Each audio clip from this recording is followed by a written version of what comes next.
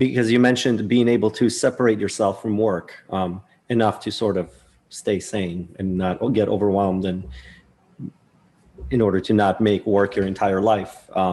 How would you, if you were talking to a truck driver who's out on the road for 3 weeks or 4 weeks at a time, and they a lot of the time have a family at home, they have a wife and kids, for example, how do you go about separating from your job if your office is coming with you everywhere you go, pretty much for the, for an entire month at a time? I think the truth is it's complicated. And I think, like most things in life, there are no simple answers. Often when I go into an organization, one of the questions that people ask me is, what do I need to do to be happier? And that's a great question, right? We all want to be happy, but there's no secret, right? There's no magic thing that I can just say, oh, if you do this, you will be happy. It varies, right? Human beings are very complex. We're all different. What's going to work for some people is not going to work for other people. And so what I can talk about are some general trends, some things to think about. But each individual will have to structure that in a way that's meaningful and works for them. One of the things that I do is I actually consult with individuals who, in some ways on the outside, appear to be very successful. They have, maybe good jobs. They're doing well, let's say on paper. And they come into me and they say, you know what, I don't know what the problem is. I'm just not happy. I mean, they're not suffering any specific pathologies. They're not, depressed or clinically. They're not, again, high anxiety, but they just don't feel like something's right. And so one of the things that we do is we talk about how they are structuring and managing their time. The model that I find most useful was actually developed in part by a researcher by the name of Alfred Adler. And Adler said that in order to be psychologically well, right, in order to be healthy, there are three main areas in your life that you have to pay attention to. What we're doing with my research team is we're actually adding a fourth dimension, so I will include that in our conversation here. And as we talk about these areas, each area is going to require an allocation of time that you need to say, here's an amount of time I'm going to put into this, but it's also going to require you to set specific goals and objectives for yourself in that area. And the first area, not surprisingly, is work, right? And that probably occupies a great deal of our time right now. And so in order to make this a healthy environment, right, one of the things that you need to do is you need to be able to set goals in your job to see that you're making progress and growing and developing. Again, I'm not an expert in trucking right now, but in almost every job that I work with, there are places where you can learn new things, there are new skills, there are new objectives that you can set for yourself. And so within this area, we need to be setting goals, we need to be allocating time. And when we're using that time, most of that time needs to be focused on the work. Okay, so that's our first main area. The second main area is what Adler called family or love, right? And so, and again, this varies for different people. And so this could be your family. When he talks about loving relationships, he talks about people who you are very close to, that you have a deep friendship with. But in order to be healthy, we have to allocate time where we're spending that time with those individuals. And it's not just spending time, it's setting goals within that time of things that you're trying to accomplish and do. So, I mean, we have our work goals, we're allocating time to that. But when we spend time with our family, it's a good idea to have things that we're trying to do. What are our goals for our interaction? I think one of the important things here is we are not just investing time, but we need to have shared experiences. And so when we are with our family, when we are with the people that we care about, part of it is being around them, but part of them is actually being there with them. Um, Can you uh, take what is the difference between those? Can you give a little bit more? yes. So my son's a little bit older now. So he's 26, but I remember when he was in high school, when we would have dinners together. We were together, and this was a family rule that we had. We always had dinners together. But there were no cell phones. There was no TV. There were no distractions, and so we could be together. But if he's on his cell phone and connecting with other people or checking Facebook, we're not really with each other. And so, in order to really be together, you have to put away all that social media. He was kind of used to it because it's how he grew up. But sometimes his friends would come over and we would ask them to turn their cell phones off during dinner. And they're like, well, I don't know if I can do that. It's like, yeah, but we have to be really with each other, right? And that's where conversations, that's where the important interactions take place. And it's hard, right? Because those things dominate a lot of our lives right now. And so, but to do that, right, we have to be together.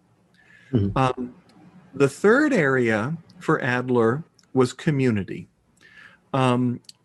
Community are social engagements that we have with friends, with other people, but it's usually something that we do to achieve a greater good.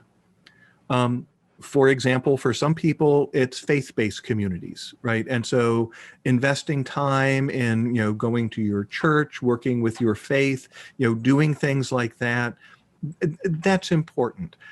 For other people, it could be volunteering, right? And so maybe there's a cause or something that you want to volunteer for, to contribute to.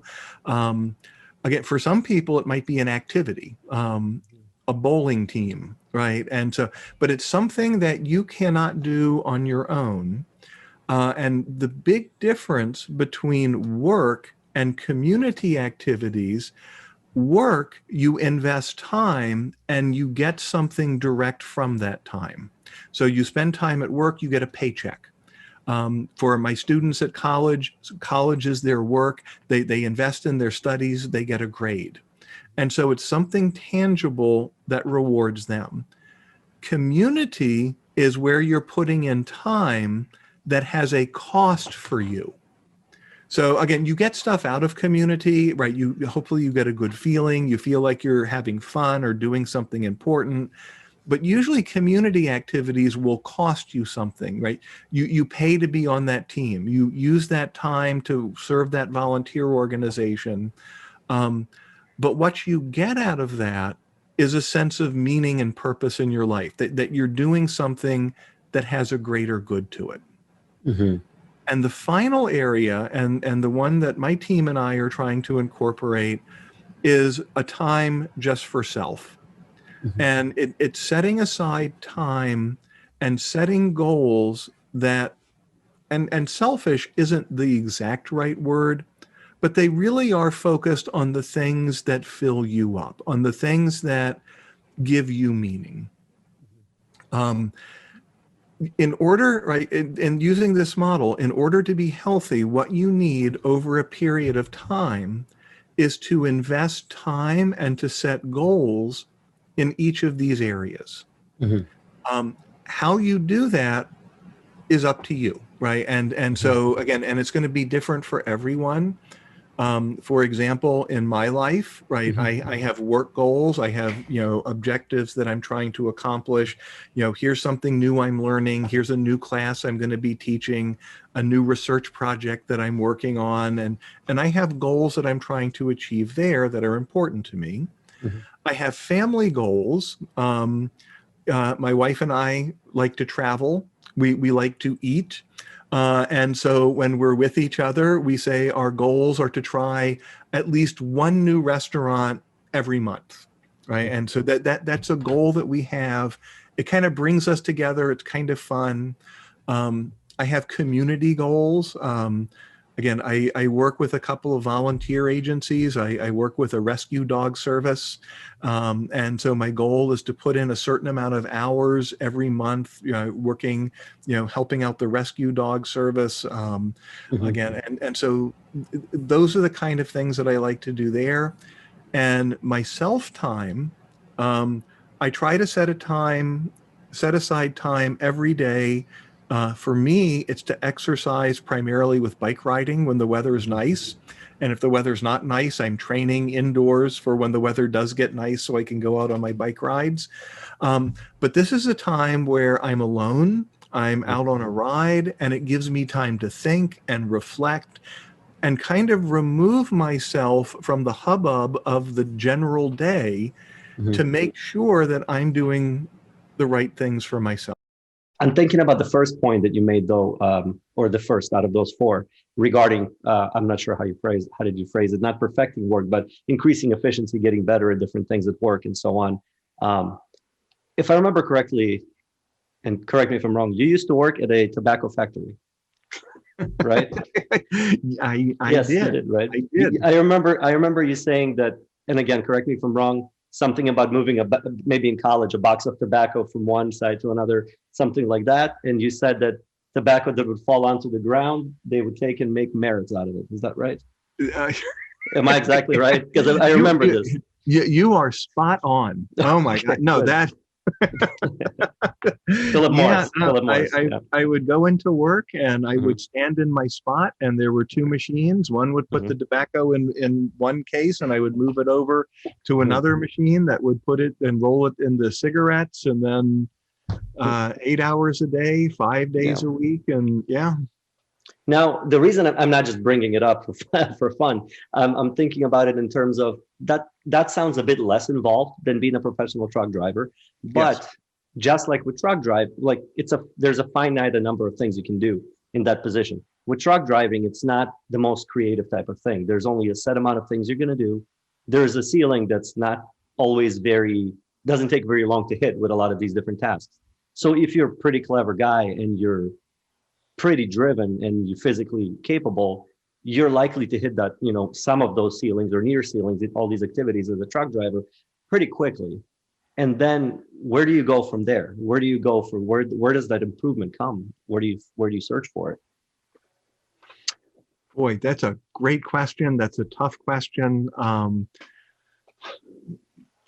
Again, for me, the improvement and the goals were not specifically job related, but there were ways that I was trying to improve my life outside of the job. And so when I was working in this mind-numbingly boring job and making really good money, and so again, this in some ways was a very, very sweet job on the surface, right? It was really hard for me to think, there's nothing I can do here that is helping me move forward in my life. And then I started to think, well, I mean, it took me an hour to learn the job, right? And that's probably on the outside of it. But what do I want to do next? And so what I would do is before I would go into work, I was in college at the time. And so I would look at some of my textbooks and things like that. And when I was doing my job, I was imagining trying to explain things to different types of people, trying to decide how I could use the time that I had, not just to ruminate or to think about things that weren't useful to me, but to try to structure that time in such a way that I could grow from it. It was hard. And like I said, in that kind of an environment, when I was driving the buses, particularly like on the weekend charters and things like that, I had more time. And so I was driving a chunk of the time, but then a lot of my time I'm just sitting, right? And so once I get people to where they are, I park the bus, I'm just sitting, all right? And sometimes on overnight trips, I'd have a hotel room or something. And there was a great temptation not to do things. Mm-hmm. And so I decided I had to use that time well. And so I started to structure that time, and I started to set goals. So, okay, so when I finish my drive, I drop the people off, park the bus. Rather than just going to the hotel room and watching TV or something, I'm going to exercise. I'm going to find some place to take a walk. Because I was driving all over, I wasn't in the same place all the time. I had to then look up places like little forest preserves or things like that where I could actually go and take a walk. I started to learn the area. I'm very interested in history. And so I would try to find, interesting historical sites, within like a 25, 30-mile range of where I was dropping people off so I could go visit that. But those are the ways that I tried to keep myself sane. And I tried to improve myself. And this is not the same, but I still drive a lot. And so we live here in Illinois. Our families are in Virginia. We're always driving back and forth to Virginia, right? A couple of times a year. And the question is, that's a 15-hour drive. What are we going to do? And so I listen to podcasts. I like to listen to fiction. I try to stay away from things like the news, right? That upsets me. That's not always easy. That's easier said than done, I would say. I know that's it. And again, it's this balance of trying to stay in touch with what's going on, with being overwhelmed with details that you can't do anything about. Yeah. And so again, I imagine for truck drivers that they're in the truck for a long period of time. Things like talk radio, things like the news, I think it's useful in small quantities. But I think increasingly the research coming out on that is the more people watch the news, the more they listen to talk radio, particularly with a political slant to it, the less relaxed, the more stressed that they are. Listening to fiction, listening to other types of information that's more uplifting tends to be more rejuvenating, and you tend to feel like you're making more progress in your life. Would you recommend education over the road, as in actual lectures and things like that, listening to lectures while even complex ones, even philosophical and all those types of things? I think for some people that works. Again, coming from my perspective, the thing that makes me the most engaged and refreshed, I like to listen to novels. I like to listen to a story that can transport me from where I am right now to some kind of other world. And I like to live in that other world for a while. And then it kind of helps me cope better with my world. Like I said, it's different for everyone. Again, a lot of my work is more of that intellectual side. And so having that escape into fiction, that helps me. I particularly like science fiction. But like I said, it's different for everyone. There's some wonderful resources out there. There's an organization called Great Courses, where again, you can buy an entire course and this, every day listen to like an hour. And then at the end of, a couple of weeks, you can finish pretty much a college level course. There's lots of options out there.